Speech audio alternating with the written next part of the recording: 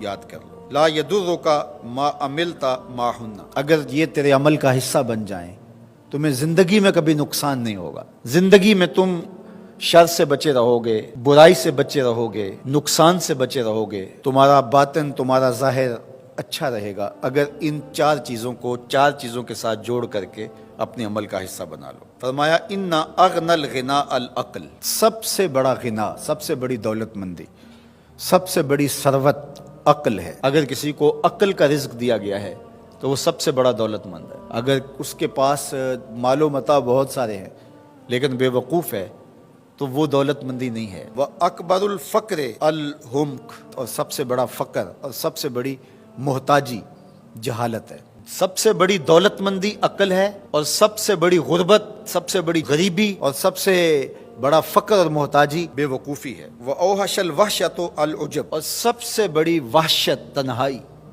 عجب ہے، خود پسندی ہے، اپنے آپ کو دیکھنا کہ میں بہت کچھ ہوں۔ جو شخص اپنے آپ کو دیکھتا رہتا ہے اور وقت اپنے آپ کو ہی لوگوں کے سامنے پیش کرتا رہتا ہے بنا سنوار کے، وہ تنہا ہو جاتا ہے۔ لوگ اس کی ان خوبیوں کا بھی انکار کر دیتے ہیں جو خوبیاں واقعتاً اس کے اندر موجود ہوتی ہیں۔ اگر پاؤ ہے تو اپنے آپ کو سیر نہ بتاؤ، لوگ پاؤ کا بھی انکار کر دیں گے۔ تو جو جس حالت میں ہو وہی حالت لوگوں کے سامنے ہونی چاہیے، بلکہ اس سے اگر کم ہو۔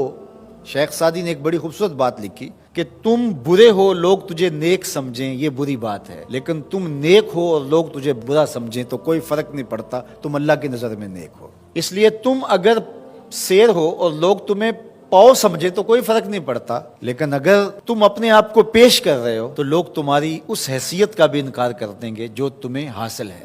وَأَكْرَمُ الْحَسَبِ حُسْنُ الْخُلُقِ، سب سے اچھا جو حسب و نسب ہے وہ کیا ہے؟ میں فلاں ہوتا ہوں، میں فلاں ہوتا ہوں، میں فلاں کا بیٹا ہوں، فلاں قبیلے سے میرا تعلق ہے، میرا باپ بڑا امیر کبیر تھا۔ اپنا حسب نامہ اس طرح لوگ پیش کرتے ہیں، مجھے جانتے ہو کہ میں فلاں ابن فلاں ہوں۔ سیدنا علی المرتضیٰ فرماتے ہیں بہترین جو حسب ہے جو آپ پیش کرتے ہیں وہ کیا ہے؟ حسن الخلق، تمہارے اخلاق کیسے ہیں، تمہارا خلق گواہی دے گا کہ تم اچھے خاندان کے چشم و چراغ۔ مشکانست کے خود ببوئے نہ کہ عطار بگوئے۔ فارسی کا ایک مقولہ ہے کہ خوشبو وہ ہوتی ہے جو خود بتائے کہ میں خوشبو ہوں۔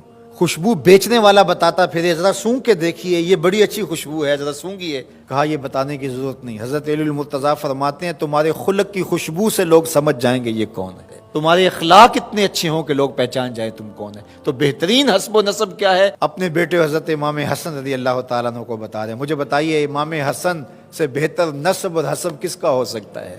رسول اللہ کی بیٹی کے بیٹے، امام الاولیاء کے فرزند ہیں، رسول اللہ کے نواسے ہیں، بنو ہاشم کے چشم و چراغ ہیں۔ تو انہیں یہ نہیں کہا کہ تم یہ بتاتے پھرنا، بلکہ کہا کہ تمہارا خلق گواہی دے کہ میں محمد کا نواسا ہوں، تمہارے اخلاق گواہی دیں کہ میں نے فاطمہ کا دودھ پیا ہے، تمہارا کردار گواہی دے، تمہاری شجاعت گواہی دے کہ تم علی کے فرزند ارجمند ہو۔ اللہ اکبر۔ پھر حضرت علی المرتضیٰ رضی اللہ تعالیٰ عنہ ان چیزوں کو بیان کرنے کے بعد فرماتے ہیں یا بنیا، اے میرے بیٹے، ایاک والمصادقہ الاحمق، بے وقوف شخص کی دوستی سے ہمیشہ بچنا۔ فإنہ یرید ان ینفعک فیضرک، وہ دل سے چاہے کہ تمہیں نفع پہنچائے لیکن اپنی جہالت کی وجہ سے، اپنی بے وقوفی کی وجہ سے تمہیں نفع نہیں پہنچا سکے گا، تمہیں نقصان پہنچا دے گا۔ کہا جاتا ہے کہ بے وقوف دوست سے دانا دشمن اچھا ہے، تو وہ اسی قول کا مفہوم ہے۔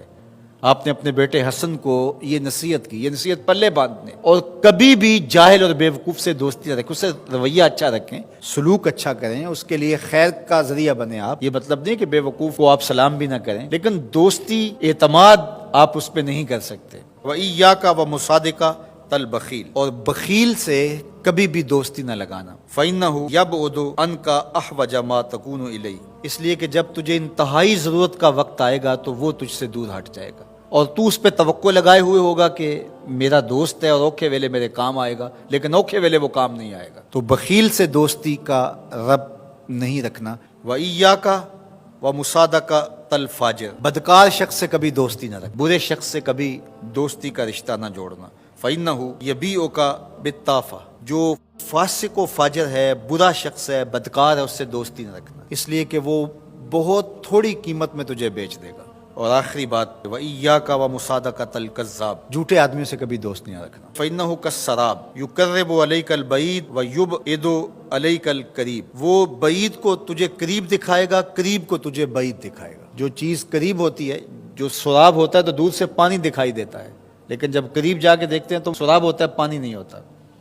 تو کہا وہ بھی سراب کی طرح ہوتا ہے، کذاب جھوٹ بولنے والا، جو تجھے وہ نقشہ کھینچے گا جو ہوگا نہیں، تجھے وہ چیزیں بتائے گا جو نفس العمل میں نہیں ہوں گی، اور تو ایک مغالطے میں مارا جائے گا۔ یہ ہے حضرت سیدنا علی المرتضیٰ رضی اللہ تعالی عنہ کے وہ اقوال نور، جن کی گہرائی، گیرائی اور حکمت سے بھرے ہوئے یہ کلمات سے پھوٹتے ہوئے اجالے ہماری زندگی کو ایک اسلوب دیتے ہیں۔